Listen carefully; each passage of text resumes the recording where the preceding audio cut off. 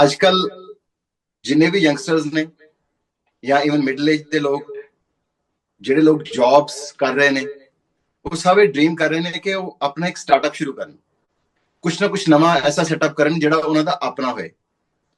ਲੱਖਾਂ ਹੀ startup India ਦੇ ਵਿੱਚ ਆ ਰਹੇ ਨੇ, ਪਰ ਜ਼ਿਆਦਾਤਰ ਸਟਾਰਟਅਪਸ ਫੇਲ ਹੋ ਰਹੇ ਹਨ ਕਿਉਂਕਿ ਕੋਈ ਟ੍ਰੇਨਿੰਗ ਨਹੀਂ ਹੁੰਦੀ, ਕੋਈ ਪਲੈਨਿੰਗ ਨਹੀਂ ਹੁੰਦੀ, ਫੰਡਸ ਦੀ ਯੂਟਿਲਾਈਜੇਸ਼ਨ ਦਾ ਪਤਾ ਨਹੀਂ ਹੁੰਦਾ।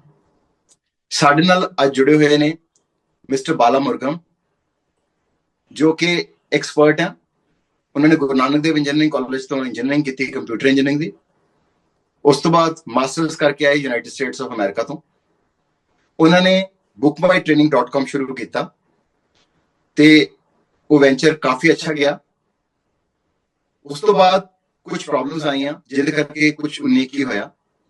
उन्होंने फिर एक बहुत अच्छी बुक लिखी, what I wish I knew before starting up, ताकि ਜਿਹੜੇ ਬੱਚੇ ਨੇ ਉਹਨਾਂ ਨੂੰ ਦੱਸ ਸਕਣ ਕਿ ਕਿੱਥੇ ਕਿੱਥੇ ਉਹਨਾਂ ਨੂੰ ਪ੍ਰੋਬਲਮ ਆਈ, ਕਿਉਂ ਪ੍ਰੋਬਲਮ ਆਈ, ਤਾਂ कि बच्चे वो गलतियां दोबारा ना करें। बालाजी, आपका बहुत स्वागत है। नमस्कार। नमस्कार भूपेंद्र जी, आपने हमें समय दिया, हमें बड़ी खुशी है।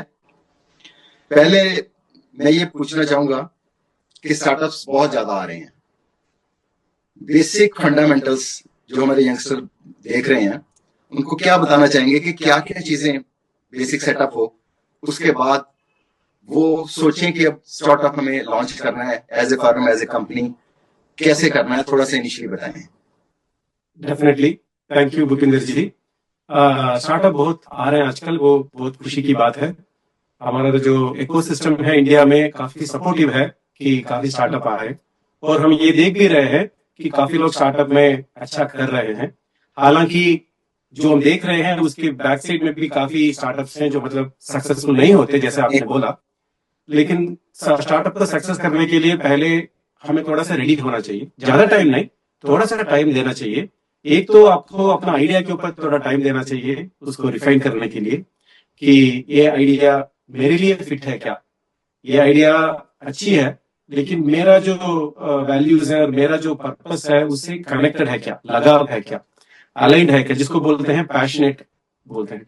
आप उस चीज पे, आप आइडिया पे आप काम करेंगे जो पैशनेट है आपके लिए, तो उसमें आपको थकान नहीं होगी, आपको काफी इंटरेस्ट बना रहता है थ्रू आउट द जर्नी। तो करेक्ट आइडिया चूज करना एक इंपॉर्टेंट चीज होती है। दूसरी बात, कभी लोग काफी वेट करते हैं, ये थोड़ा परफेक्ट आइडिया मुझे मिल जाए, इसको थोड़ा और रिफाइन करूंगा और परफेक्ट करूंगा और परफेक्ट करूंगा, तो उसमें काफी टाइम निकल जाता है, काफी डिमोटिवेट हो जाते हैं लोग। तो परफेक्ट आइडिया को मतलब उसको पीछे मत भागिए। थोड़ा सा भी आपका ठीक लगा वो आइडिया तो उसमें आप शुरू हो जाइए। जैसे आप शुरू होने के बाद आप देखेंगे कि आपको काफी और आइडियाज ऑन द ग्राउंड मिलेंगे आपको, तो किसी एक उसमें आप लेके आगे बढ़ेंगे।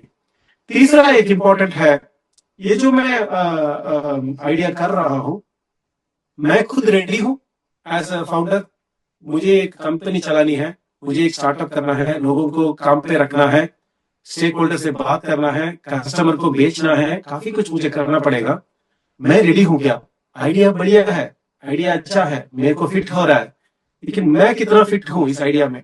अगर आप ये देखेंगे, अगर आपको मैराथन रन करना है तो आप उसके पहले 3-4 वीक या 1 महीने के लिए थोड़ा प्रैक्टिस करेंगे, ग्राउंड में जाके थोड़ा भाग दौड़ करके चलो अपना बॉडी को फिट करेंगे।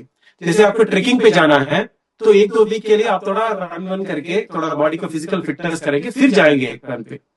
लेकिन जब एंटरप्रेन्योरशिप, ये स्टार्टअप के सिस्टम में लोग आते हैं, एक आइडिया सही लग गया, चलो उसमें शुरू कर देते हैं। थोड़ा सा हमें उसको अपने आप को देखना है कि मुझे, मेरा क्या, सब लोगों में कुछ खूबियां होती हैं और कुछ कमियां भी होती हैं।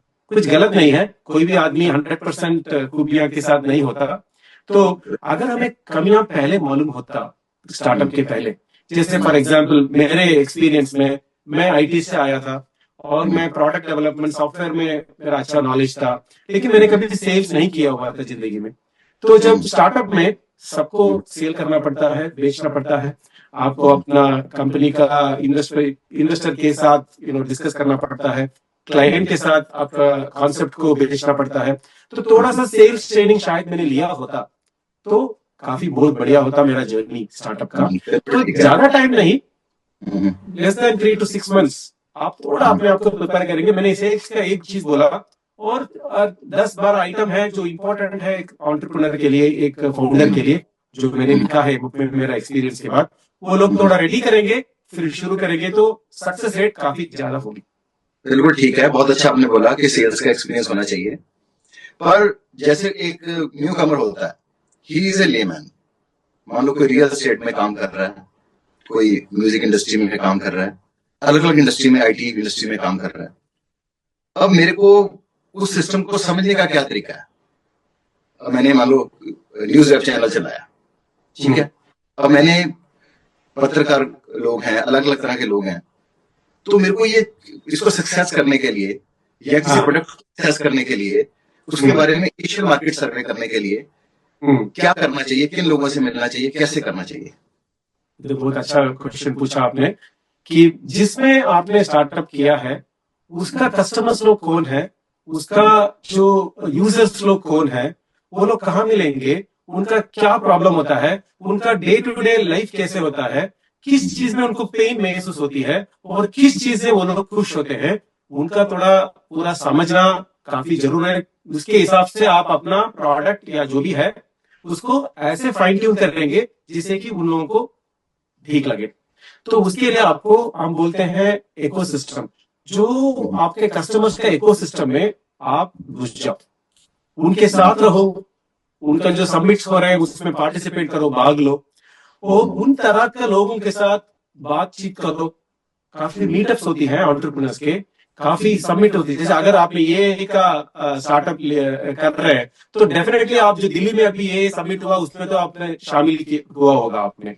वैसे ही अगर आप कुछ जर्नलिज्म या पत्रकार रिलेटेड कुछ वेबसाइट या कुछ ब्लॉग्स चला रहे हैं, तो उसके लोग कहाँ पे क्या बात कर रहे हैं, कैसे वर्ड्स बात यूज कर रहे हैं, लेटेस्ट क्या चल रहा है, उसमें आप रहेंगे तो काफी मतलब बेनिफिट होगा उससे आपको। बिल्कुल, आपने बहुत अच्छा बताया। देखो, अब आइडिया हमने बना लिया, इकोसिस्टम में हम चले गए कि उस तरह के लोगों में अब हमें जाना है। अब उसके बाद तीसरी जो सबसे इंपॉर्टेंट चीज आती है, इंफ्रास्ट्रक्चर क्या बनाना है, फंडिंग कहाँ से लानी है, और कितनी देर इस चीज को देखना है कि मतलब ये सक्सेस होगा, क्योंकि ये तो है नहीं कि अनलिमिटेड टाइम तक हम इसको ट्राई करेंगे। इसके बारे में क्या कहना चाहेंगे आप? बहुत ही अच्छा स्टेज वाला क्वेश्चन पूछा आपने। एक तो आपने इंफ्रास्ट्रक्चर के बारे में पूछा, दूसरा फंडिंग के बारे में पूछा, तीसरा टाइम लिमिट के बारे में पूछा आपने। जब आपने आइडिया को रेडी कर लिया, थोड़ा रिफाइन कर लिया, टेस्ट कर लिया, सोच लिया कि ये काम करेगा, चलो इसमें मैं जाता हूँ इस आइडिया में, तो थोड़ा अपने आप को भी थोड़ा रेडी किया, जो हमने अभी तक बात किया है, थोड़ा अपना थोड़ा नॉलेज या स्किल्स या इमोशनली अपने आप को रेडी किया। अब तीसरा, जैसे आपने बोला कि मुझे शुरू करना है, कैसे शुरू करूं? फंडिंग तो फटाफट इमीडिएटली कोई देता नहीं है, वो लोग प्रूफ देखते हैं।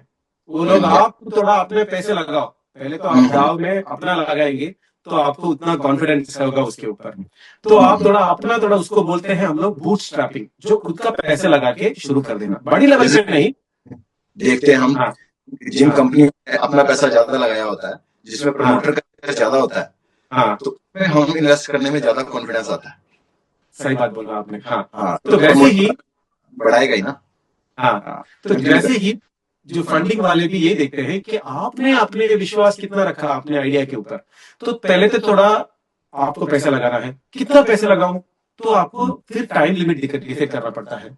चलो भाई, मैं इसके अंदर घुस रहा हूं, मैं अभी मेरे को चलिए 6 महीना 9 महीना, एक तो कितना पैसा इन्वेस्ट कर रहा हूँ वो चीज है, दूसरा मैं बिना सैलरी का, बिना इनकम का 6 महीने 9 महीने रह सकता हूँ क्या, मेरा फैमिली का फाइनेंसेस कैसे होंगे, मुझे ईएमआई का क्या होगा, ये सब थोड़ा सा देख के अपना पर्सनल फाइनेंस का एक कैलकुलेशन करके आपको, चलो भाई ये जो मैं आइडिया ट्राई कर रहा हूँ, मैं 6 महीने को ट्राई करूंगा या 1 साल तक ट्राई करूंगा, वो टाइम लिमिट डिसाइड करना बहुत ही इंपॉर्टेंट है। नहीं तो हम एक बार घुस जाते हैं तो हमें बाहर आने का बहुत मुश्किल होता है अगर आपका टाइम लिमिट सेट नहीं है तो वो टाइम लिमिट आपको कैलकुलेट करना पड़ेगा बेस्ड ऑन आपका बैकग्राउंड, आपका फाइनेंस, आपका असेट्स, और इसमें कितना डालने वाला है, कितना दिन तक ट्राई करेंगे आप।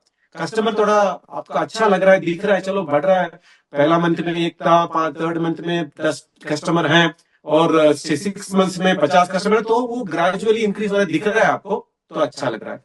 अगर वो आपको डिसाइड करना पड़ेगा कि इसका इंप्रूवमेंट जो ग्रोथ परसेंटेज कितना होना चाहिए जिससे कि मैं इसको कंटिन्यू करूं, अगर उतना ग्रोथ नहीं हुआ तो मैं 1 साल के बाद वो प्लानिंग, काफी लोग एंट्री को प्लान करते हैं, एग्जिट को प्लान नहीं करते। थोड़ा सा एग्जिट को गलत नहीं है, एग्जिट का प्लान करना, थोड़ा बहुत, कॉन्फिडेंस बढ़ता है आपका, तो वो थोड़ा करना चाहिए आप। क्योंकि देखो शेयर मार्केट में भी जिस बंदे को पता है कि एग्जिट कब करना है वो हाँ, कामयाब है। करेक्ट। स्टॉप लगा के रखना जरूरी है। इसी हाँ, तरह आपको लगता नहीं है कि इसमें भी बंदे को देख लेना चाहिए कि मैंने ये 5 लाख 10 लाख रखा है, जब ये कंज्यूम हो गया तो मैं और नहीं खेलूंगा। हाँ, तो 3 वेरिएबल आपको देखना पड़ेगा। एक, आपने जितना पैसे लेके आए हैं वो खत्म हो जाएगा, वो ऑटोमेटिकली एक टाइम लिमिट है। दूसरा, कस्टमर का ट्रैक्शन, मार्केट का रेस्पॉन्स, आपने जो प्रोडक्ट लेके आए हैं मार्केट का रेस्पॉन्स कैसा है, वो परसेंटेज ग्रोथ बढ़ रही है। शायद आपका प्रॉफिट इतना नहीं आए लेकिन एटलीस्ट ट्रैक्शन है। वो भी इंपॉर्टेंट, सेकंड इंपॉर्टेंट चीज है कि चलो मेरे पैसे खत्म हो गए 5 लाख, लेकिन इतना अच्छा चल रहा है, ग्रोथ हो रहा है, मैं थोड़ा सा और डालूंगा तो अच्छा रहेगा। तो दूसरा आपका मार्केट रेस्पॉन्स। तीसरा आपका टाइम, कितना टाइम के अंदर ये होना चाहिए। मैट्रिक, इसका तो पैसे ठीक है, मैं अपने फैमिली का भी इम्पैक्ट हो रहा है कि मेरा इनकम नहीं है, तो कितना महीने के लिए अपना फैमिली विदाउट इनकम रह सकता है, ये टाइम लिमिट, मार्केट रेस्पॉन्स और कैश कितना डाल सकते हैं, तीनों को डिसाइड करके आपको डिसाइड करना है कि इसको रिव्यू करना है हर 2 महीने में, और देखना है चलो भाई चल रहा है, अभी चल रहा है, अभी चल रहा है, अरे अभी नहीं है, ये मेरा एग्जिट पॉइंट आने वाला है, जो मैंने प्लान किया था एग्जिट के टाइम मुझे वो अभी करना है, वैसे आपको डिसाइड करना है। अच्छा, बहुत सारे लोग ऐसे भी होते हैं जिनके पास आइडिया भी होता है, सब कुछ होता है, पर एक मेंटरशिप नहीं होती। वो हमेशा, जो जैसे जॉब में जो लोग होते हैं ज्यादातर, वो हमेशा मेंटरशिप ढूंढते रहते हैं हाँ, कि सीखा किया जाए, हम्म, और मेंटरशिप में पैसा भी नहीं लगाना चाहते। हम्म, मैंने बहुत लोगों को देखा है, हम्म, उसमें टाइम भी खराब कर देते हैं। हम्म, आपका क्या सोचना है इसके बारे में, कैसे आगे बढ़ना चाहिए सीखने के लिए? हाँ, ये भी काफी इंपॉर्टेंट चीज होती है, क्योंकि जो हम school education, college education, even MBA में भी बाकी हर तरह का बारे में हम लोग डिस्कस करते हैं, बात करते हैं, लेकिन स्टार्टअप या एंटरप्रेन्योरशिप में कैसे करना है वो डायरेक्टली कोई भी कोर्स या कोई भी डिग्री बताता नहीं है हमें। नहीं बता। वो थोड़ा सबको हाथ पैर मार के ही आजकल लर्न कर रहे हैं। तो उसी जगह पे जो आपने मेंटर बोला, वो मेंटरशिप का काफी इंपॉर्टेंट होता है। या आप स्टार्टअप कर रहे हो, नहीं कर रहे हो, जिंदगी में सबके लिए एक तो मेंटर होना जरूरी है, ये सब लोग मानते हैं। मैं कैरियर में कैसे करूं, मैं ये करूं वो करूं, तो एक तो आप किसी आदमी को जो अपना वेल विशर है या रिलेटिव है या फ्रेंड है, जो भी हो, जो आप समझते हैं कि ये करेक्ट मुझे गाइड करेंगे, एक तो मेंटर आपको रखना जरूरी है। अब ये स्टार्टअप आ गया, इसमें मेंटरशिप के लिए जब आप इकोसिस्टम में आप अपने आप को आप घुस जाते हैं वो इकोसिस्टम में, आप काफी तरह के लोगों को मिलेंगे। उसमें कुछ लोगों का बातचीत आपको अच्छी लगी तो शायद आप उनसे रिक्वेस्ट कर सकते हैं कि आप कुछ दिन के लिए मुझे मेंटर कर सकते हैं क्या। एक बात। दूसरी बात, आजकल का इतना स्टार्टअप सिस्टम इतना बढ़िया हो गया है इंडिया में, काफी जो बोलते हैं ये लोग सेंटर्स हैं जिसमें लोग जाकर, इंक्यूबेशन सेंटर बोलते हैं इसको, वो इंक्यूबेशन सेंटर में मेंटर भी मिलते हैं साथ में। वो सब सारे पैनल का मेंटर होते हैं, सब लोगों ने सब किया हुआ है, तो वो लोग बच्चों को गाइड करके आगे लेके जाएंगे। आप कुछ पढ़ के भी आप कुछ सीख सकते हैं कि कैसे होता है इसके अंदर। कभी कभी आप आपके लाइक माइंडेड किसी और को भी मिल सकते हैं वैसे डिस्कशंस में, तो वो मेंटर के बदले उनको आप को फाउंडर भी, पार्टनर भी बना के लेके आ सकते हैं। तो मैं आपके लिए कुछ इतना परसेंटेज दे दूंगा, या जो भी है वर्कआउट करते कर सकते हैं। एक मेंटर होना, जल्दी होना काफी जरूरी है। जैसे टाइम सेविंग भी रहेगी, टाइम बचेगा। हाँ, हाँ, हाँ, ये तो खुद सीखना पड़ेगा आपको सब कुछ। हाँ, खुद सीखना पड़ेगा। बालाजी, आपने बहुत अच्छा हमें टाइम दिया। ये सीरीज चलती रहेगी। ये इस सीरीज की पहली इंटरव्यू थी। उम्मीद है कि बच्चों को ये चीज पसंद आएगी। हम लोगों को एक लिंक भी देंगे, अगर कोई क्वेश्चन कोई पूछना चाहेगा तो वो क्वेश्चन पूछ लेंगे। नेक्स्ट एपिसोड इसका बनाएंगे तो उसमें हम उन क्वेश्चंस के जवाब भी देंगे। आपका बहुत शुक्रिया, आपने टाइम दिया। और एंड में मैं सबको ये कहना चाहूंगा कि इनकी बुक है what I wish I knew before starting up. ये बुक है, इसमें बहुत आपको वैल्यूएबल इंफॉर्मेशन मिलेगी। इन्होंने बहुत अच्छे तरीके से 2 लोगों की कन्वर्सेशन में जो सिखाना चाहते थे वो सब इन्होंने सिखा दिया। तो अब आपको दोबारा मिलेंगे हम नेक्स्ट एपिसोड में, तब तक के लिए नमस्कार। Thank you Balaji, thank you so much ji. नमस्कार भूपेंद्र जी। किसी भी तरह से लोगों को सपोर्ट दे सकता हूँ, हेल्प कर सकता हूँ, जो मैंने लर्न किया है वो लोगों को बांट सकता हूँ, मैं खुश हूँगा मेंटर करने के लिए। Thank you. ठीक है, थैंक यू। ओके।